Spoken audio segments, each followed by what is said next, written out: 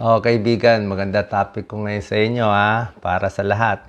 14 bad habits na nagpapataba sa iyo, nagpapataba sa atin na hindi natin alam. Akala natin good habits yon, bad habits pa rin So, comment po kayo, alin dito sa 14 ang guilty kayo, yung mga tabain dyan at mahilig kumain, tag po natin dito. Number 1 bad habit, ang bilis kumain. Diba? Yung wala pang 5 minutes, nauubos mo na yung pagkain mo. So, if you eat too quickly, anong nangyayari? Mapaparami ang kain mo. Actually, kailangan ng tiyan natin ng mga 10 to 15 minutes mabusog. Kailangan mo muna mabusog ng 10 to 15 minutes bago magsesend yan ng signal sa utak na busog ka na. Kaya minsan nga, pag umorder tayo sa restaurant, diba? Tapos hindi dumating yung order natin. Kumain na tayo konti, tapos nag-order tayo, hindi pa dumarating. Pag dumating in 15 minutes, busog ka na. Pero if you eat too quickly, ang bilis ng kain mo in 5 minutes, 10 minutes, kahit gaano karami, kahit 3 platong kain, pagkain mauubos mo. Diba? So, dahan-dahan ang kain. Sobrang bilis ang kain, tataas blood sugar. Hindi matutunawan at mahirapan ka pa. Number 2, kulang sa tulog. Yung mga kulang sa tulog, laging puyat, staying up late, mas tumataba sila. Less than 6 hours ang tulog mo, o baka night shift ka, lagi kang puyat, mas tumataba. Bakit? Ang ginagawa ng katawan natin, pag puyat tayo, kulang sa tulog, di ba, mahina tayo, binabawi sa pagkain yung pagod ng katawan dahil kulang sa tulog. So, kailangan mo 7 to 8 hours of sleep para hindi ka gugutumin. At yung mga gising pa, madaling araw dyan, di ba? Iba sa inyo, o gabi na matutulog na, o order pa. Meron pang dinner, may snack, tapos may midnight snack pa. Lalo tayong tataba. Number 3, bad habit, kulang sa pag-inom ng tubig. Mahina uminom ng tubig, kaya tumataba. Mas maganda, kailangan natin 8 to 10 glasses of water every day. Sabi ko, tubig hindi ko sinabi juice. Tapos, bago tayo kumain, ang isang tip dyan, pwede ka muna uminom ng isang basong tubig. O kaya humigop ka muna ng clear soup bago kumain. Para pag nakainom ka na sa basong tubig, medyo busog ka na. So medyo may laman ang tiyan mo, hindi na makakapuno. Although ibang tao ayaw uminom ng tubig, gusto nila mas maraming kinakain nila. Number 4, nagpapataba sa inyo. Maraming guilty dito. Comment po kayo saan dito sa 14 guilty kayo. Social gatherings, puro kainan, puro meeting, di ba? Daming meeting, daming party, dahil sa trabaho. Ang problema sa meeting, kaka-meeting nyo, meeting and eating yan di ba? Siyempre may nervyos ka, maraming tao. More anxious ka, mas napapakain ka ng marami. Diba? Lagi na sa restaurant, diba? So pag marami kayong meeting, kaya dapat talagang self-control kahit sa meeting. Nahiya kayo, maraming kasama, kailangan mo kumain. In-offer sa yung pagkain, kailangan mo kainin, nahiya ka. Number 5, ito, maraming may kasalanan dito. Usually itong number 5, maraming sabit dito.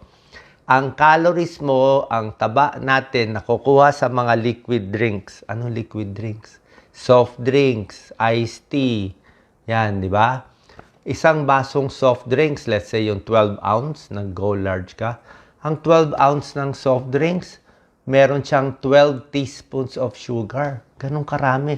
12 kutsaritang asukal. So, parang kumuha ka ng tubig, tapos kumuha ka 12 kutsaritang asukal, kainin mo 12 times yung asukal. Ganun karami ang papasok sa yung parang sa platong kanin na yon, soft drinks pa lang yon. Kaya huwag magtaka.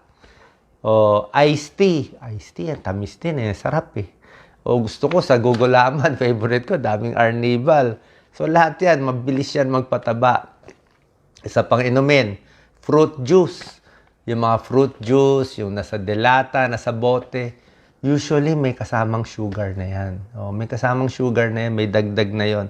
May dagdag na siya. Tapos, kahit yung mga fruit shake, ingat din kayo kasi ang fruit shake may limit din yan May limit din ng mga fruits. Hindi lahat ng fruits pwede.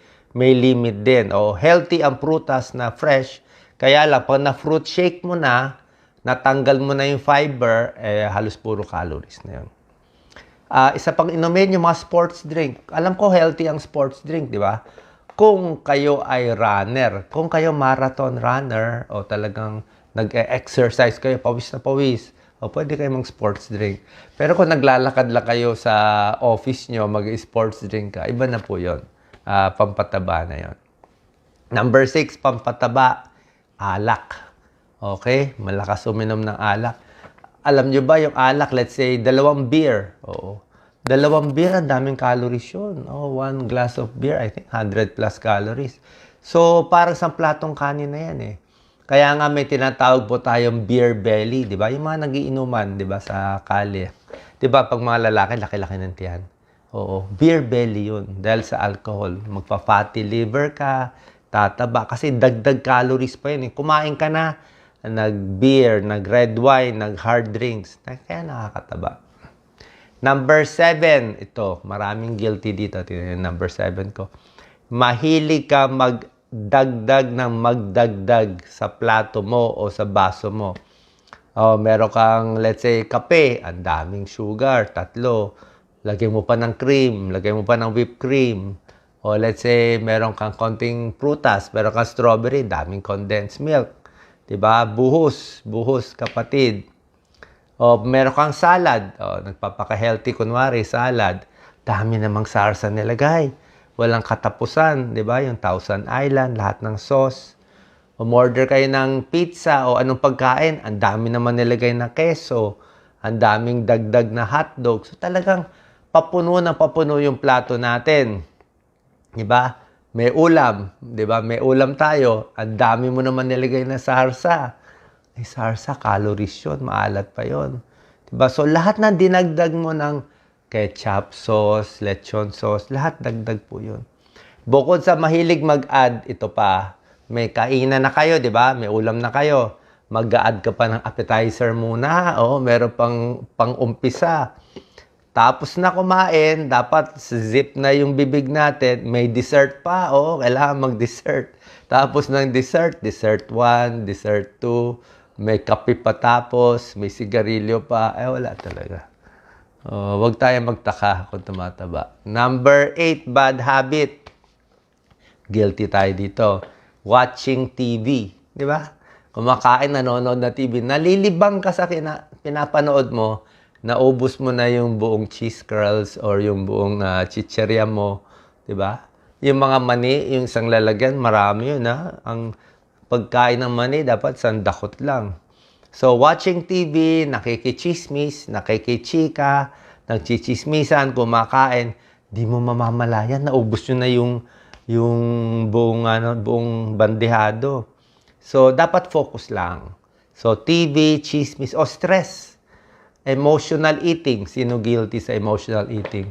Malungkot. May break-up sa sama ng loob sa boss nila. Nilabas sa pagkain. Nilabas sa ice cream, sa tsokolate, pampasaya. So, na-stress. Hindi rin pwede yun. Number 9. Bad habit. Meron kang sweet tooth. Mag-comment po kayo. Maraming guilty sa number 9. Kailangan mo maghanap ng matamis. Hindi ka makakatulog pag hindi ka kumain ng ganito karaming matamis. Pwede tsokolate, donut, o whatever matamis, ice cream na gusto mo. Pag walang matamis, hindi ka happy. Actually, nagka-crave yan Pag sinanay mo yung dila mo sa matamis, talaga yun na ang gusto. Pero pag sinanay mo yung dila mo sa mas healthy, mas nasasanay yung panlasa natin. So, sweet tooth. Number 10, mahilig ka sa maalat, salty foods. Okay? Salty, mga delata, mga noodles. Salty, mga junk food, chicherya, may bechin, may MSG. Talagang nakaka-addict yun. Oo. Alam nyo ba yung mga chicherya natin, may halong MSG yun Yun talaga pampa-addict. Actually, may nakausap ako gumagawa ng mga chicherya dati. Hindi ko sasabihin sino. Nung tinetest daw nila yung chicherya nila, minsan tinry nila salt lang and sugar. Nakita nila nung tinest nila sa mga tao, ayaw kainin, siguro ilang chips lang, mga 4 na potato chips lang, tama na. Nung nilagyan nila ng MSG, ay wala, 20, 30 chips, hindi na-addict Kasi naano yung utak natin, parang nakikiliti. So, ingat tayo sa mga very addicting na mga chips at junk food. Ang tagline nga ng mga potato chips dati, you cannot eat just one pack. Parang hindi ka makakatiis na isa lang ang kakainin mo. Number 11, kaya tayo tumataba, yan. Sa mga edad 40, 50, 60, bumabagal na metabolism natin. Yung katawan natin, mas nakaupo, mas mabagal, hindi na tayo ganun kaliksi, hindi na ganun kalaki muscle natin. Pero yung dami ng kinakain, pareho pa rin. 'Di ba? Kung ano kinakain mo nung kabataan mo, ganun pa rin kakainin mo pag medyo may edad ka na, hindi po pwede. Tatandaan nyo, ulitin ko, hindi po pwede. Kung nung bata ka, wala kang pera, kaya mo kumain ng 2 platong kanin at sinigang na bangus, marami, masarap. Pag matanda ka na, pag 50, 60, half na lang. O yung kanin mas konti. Kasi pag pareho yung dami ng kinain, mabagal metabolism, mas maliit muscle natin, lagi tayo nakaupo, mas tataba tayo. Yan ang malaking paradox. Pag bata ka, wala kang pera, wala kang pambili. Pag matanda ka na, may pera ka na, may pambili, bawal ka na kumain. Kasi may diabetes, may high blood, at may cholesterol na. Diba? So, yun ang problema. So, pag mas matanda, mabagal metabolism, mas babawasan yung pagkain. Number 12, ito. Tayo guilty. Lagi nakaupo. Yan, nakaupo. 6 hours, 8 hours nakaupo, kulang sa exercise. Diba? Ang pagiging mataba, 2 bagay lang yan. Okay? Gaano karami ang pinasok sa bibig? Isa. Number 2, gaano karami ang inexert mong energy? Ganun lang. Pag mas marami ang pinasok sa bibig, pagkain, mas konti yung ginawa mong energy, ginawa mong exercise, tataba ka. Mas konti kakainin mo, mas marami kang exert na exercise, mas papayat ka. Ganun lang kasimple po yun. Okay, number 13. Ito, maraming guilty dito, mga nanay. Mag-comment kayo. You cook more food than usual. Diba? 4 lang kayo sa bahay. Ang niluto mo, pang 8 tao. Bakit? Gusto ko may pera tayo ngayon diba? Sobra-sobra. Baka magutom si baby. Hindi na magkasya si baby sa bahay. Baka magutom, kawawa naman, patabain natin. Diba? So, pag marami niluto mo, ay mapipilitan kumain yung tao. Pag nasa restaurant, ang dami mo in order, mas marami ka, mapapakain. So, kung pwede, yung tama lang. Diba? Kasi diet nga tayo Yung pag kulang, tsaka na lang umorder. Number 14, pakitag ang kaibigan nyo. Ito, 14. Your friends can make you fat. Actually, your family can make you fat. Yung isang bahay na pamilya na mahilig kumain, di ba? Usually, pag mataba yung isa, mataba na lahat. Paano pare-pareho di ba? Siyempre, pag doon ka tumira sa isang bahay na maraming matataba, mayat-maya, pasok na pasok yung order. Pasok yung pizza, pasok to, pasok yan. Every 2 hours, may pagkain pumapasok, tataba ka. Kaya people around you can make you fat. Tunay po yun. Tapos, marami tayong kaibigan dyan, di ba? Puro palibre. Palibre naman dyan, libre naman. Wala nang inisip kundi paano magpalibre sa inyo. So, kain na naman. Di ba? So, lalong tataba. Okay? So, yan ang 14. Lagay nyo sino guilty. At meron ding 4 na maling paniniwala. Okay? Na nagpapataba sa inyo. Number 1, ayaw mag-almusal. Nagda-diet kuno. Pero ang problema, pag hindi ka kasi nag-almusal, mangyayari, pangit ang performance mo sa trabaho. Pagdating ng 10, 11 o'clock, gutom na gutom ka na. Pagdating ng tanghalian, sobra ka ng gutom, mapapalamon ka. Mapapakain ka sobra-sobra. Paano ginutom mo sarili mo Kailangan nga, di ba, breakfast like a king, di ba? Sabi nga nila, breakfast mas marami, para mas makatrabaho ka sa morning, meron kang energy. Lunch mo, medyo madami din, para may trabaho ka. Ang dinner, ang konti. Dapat ang dinner konti kasi hihiga ka na, uupo ka na, matutulog ka na. Yun ang dapat para mas balance yung diet natin. Ang ginagawa ng karamihan, ayaw mag-breakfast, bawi sa lunch, bawi sa dinner, tataba. Number 2, maling paniniwala. lahat ng prutas ay healthy at all you can eat. Diba? Oo, prutas, healthy siya. Pero may prutas talaga, pampataba. Diba? Alam niya ng mga diabetes expert, grapes, nakakataba. Mangga, pinya, pakwan, nakakataba po. Pag marami kayong kakainin talagang, oo, ang recommended lang natin talaga ng mga prutas, yung pampapayat, mansanas lang. Mansanas, strawberry na walang sugar, o pears, pwede rin naman. Pero itong mga to, grapes, bawat kainan, dapat 10 pirasong grapes ka lang. Hindi pwede sa sobra. Ang raisins, nakakataba raisins ha. Raisins, grapes lang yun na walang tubig. Mangga, hindi pwede isang mangga bawat kainan. Ha? Nakakataba ang mangga, siguro isang pisngi lang ng mangga bawat kainan. Watermelon, isang pakwan lang siguro. Kasi ito, healthy nga siya pero nakakataba po siya. Ang hindi nakakataba, gulay. Kahit maraming ampalaya, pechay, kangkong kainin mo, wag lang yung masyadong maalat na maraming sahog pa na baboy, di ba? Basta yung gulay lang, hindi siya nakakataba. Okay? So, ingat din sa fruit juice. May limit yan. Ang gulay ang pwede. Number 3, diet soft drinks. Sabi nila, diet naman yan. Hindi yan nakakataba. Hindi po. Mali po. Ang dami ng pag-aaral, yung taong mahilig sa diet soft drinks, mas nagkakaroon ng diabetes, mas tumataba, mas maraming sakit. Kasi yung diet, naglalagay siya ng mga fake sugar, di ba? Ang problema dyan, diet nga, wala nga siyang calories. Pero yung panlasa natin, nasanay sa matamis. Yung utak natin, nasanay sa matamis. So, pag hininto mo yung diet drinks mo, papalitan mo yan ng chocolate, ng ice cream, ng donut. Kasi sinanay mo sa sweet pa rin eh. So, na-sweet tooth ka pa rin. Number 4, sinabi ko nga, tubig lang ang healthy. Number 4, ito maling pagkakamali na ibang diabetic at mga matataba. Sasabihin nila, hindi naman masama ang kanin eh. Kasi ang kanin, di naman matamis, di ba? Di ba, Doc, bawal lang matamis. Di ba? Hindi mo makain asukal o ibang mga donut. Hili ko lang kanin. Mali po. Kanin is white bread, simple carbohydrates yan.